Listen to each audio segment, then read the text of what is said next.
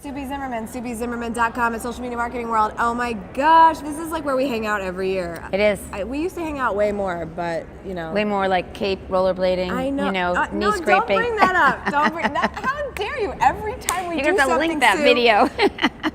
Okay, so I may have fallen off some rollerblades, but it's all her fault. It's fine. And she may have been live streaming it on my account. I'm pretty sure you were on No, it's on Periscope. You were on my Periscope account, I think. So I swear. No, and you held onto the stop sign and did a 360. Thank God, I would have gone into the water. It was horrible. Anyway, what good things have you done for people lately? Because that was not nice for me, but you just got done speaking about Instagram stories. Yeah, so this here... is the Instagram expert, by the way. Yeah, Amy, it was all about the creative elements of stories, because every other week there's a new thing for us in there. Right? My favorite is the animated GIFs. How are you keeping up with the changes on Instagram? Well, that's what insane. I do. I know. That's what I do. So I'm really excited about the animated GIFs and the highlights, because you can really add energy to your clips. I call each post on stories a clip. Yeah. And you can really get creative, which takes me back to my scrapbook crafting days. It's like I'm doing it in the stories. True. So the animated GIFs, my favorite thing is searching a word and finding the perfect word to put in the clip. So, you ready for this? I'm ready. I searched smart. I wanted to put something smart for this Marie Forleo question I gave her, and Gary Vaynerchuk pops up with an animated GIF. I'm like, of course he has an animated GIF in Instagram stories already. Which was so clever. And I'm like, wait, you can make custom animated GIFs. I see it. Vlog like a boss. Yeah, right. I know. Right? I'm all about that. So the GIFs give each. You have to stop and pause. You have to stop and pause and be intentional, and add a little flair to that clip. So I like the movement that allows, especially for people that don't have designers, graphic designers. Absolutely. And ninja tip, you can create that clip with the animated GIF and save it to your camera roll and use it on Twitter, or use it on Facebook, or use it on your feed in Instagram, right? I call them GIFs, so forgive the translation, but I have been using those GIFs so much because I think it's so fun to just do a very static video or photo and throw a dancing woman on top of everything. Or Winnie the Pooh, doing the butt thing. It's so simple how you can take these little creative things just to better tell your story of whatever's going.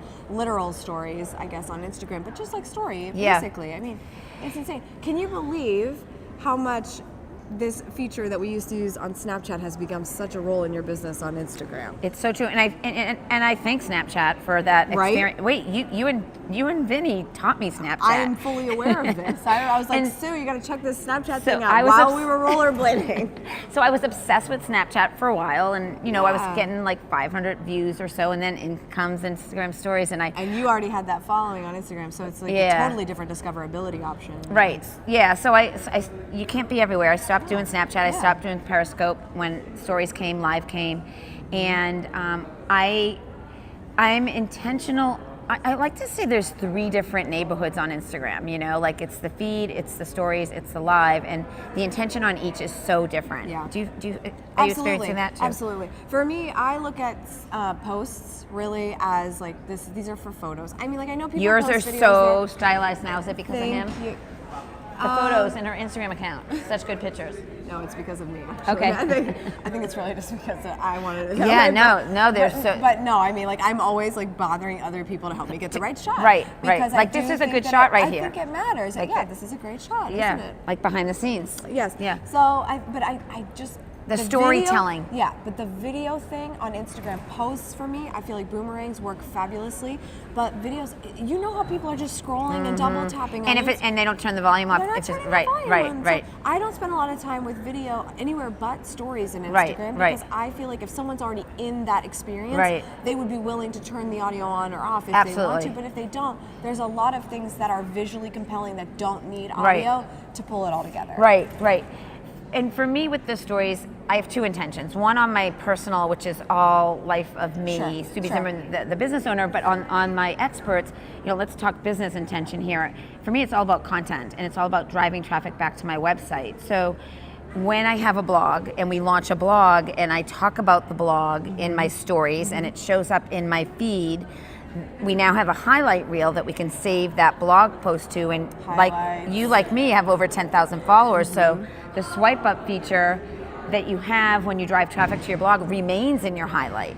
So bringing your blog from your story to your highlight to continue to get the traffic has worked really well. I knew that, but you just put that together for me in my head again, because it's another link in your bio now, and it's an experience you've opted into because you're going into that highlight specifically. So there's 4 places you can get links now if you have 10,000 followers. 1 is the bio, which it's always been. 2 is in your Instagram stories. 2 is in the Instagram direct message, right? Which anyone can use, right? So you can put a live link in a direct message. So link in bio and DM, everyone got. And the third one is if you have 10,000 followers in a business account, swiping up in your story, swipe up. Yeah. And so how are you getting people to swipe up? It's not by saying swipe up, swipe up. It's learn more about this. Yeah.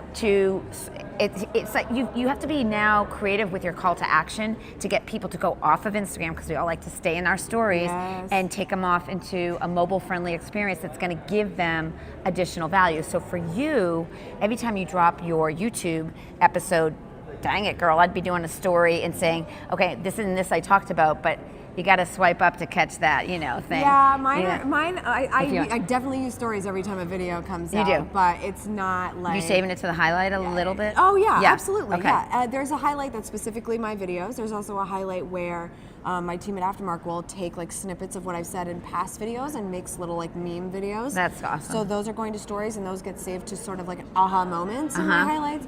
And then all of those links where I've said, go watch the video, they just sit there and highlight. So there's such a huge opportunity because there. the traffic continues to drive after the 24 hours where the story goes away. Yeah.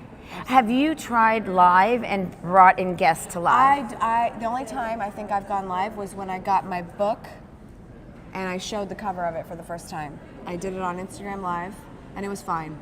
So one thing I'll share with you and your audience is that because now you can bring in a guest in your live. Yeah, what's going on with that? Because I've not actually seen this Love happen. it. So I do it every time blog day, I'm going to walk you through it. So blog day for me is like launch day, starts in the email, get it to our warm list so it's shared, it's comment on.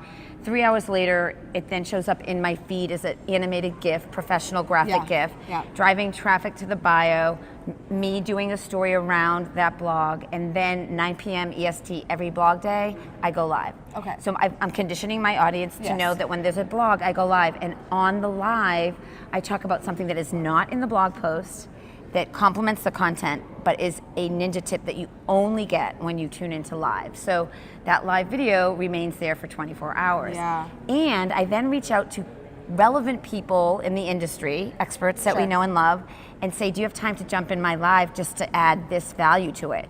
So I'm typically bringing in 2, maybe 3 guests that very quickly, that basically endorse the content I'm sharing and validate it, and it makes it more than just a talking head like this. And even though I've got a great shelf like you and I've got props, it's just bringing in that dynamic personality from someone that you trust, or maybe even someone that's requesting to join that you're just not sure of, because it's their word, it's the validation of what you're doing. It's so much better when it comes from someone else, right? Absolutely. It's great to hear from someone else, because you do enough of it yourself, but it's also nice to hear from an outside source. So last question on live though. Yeah.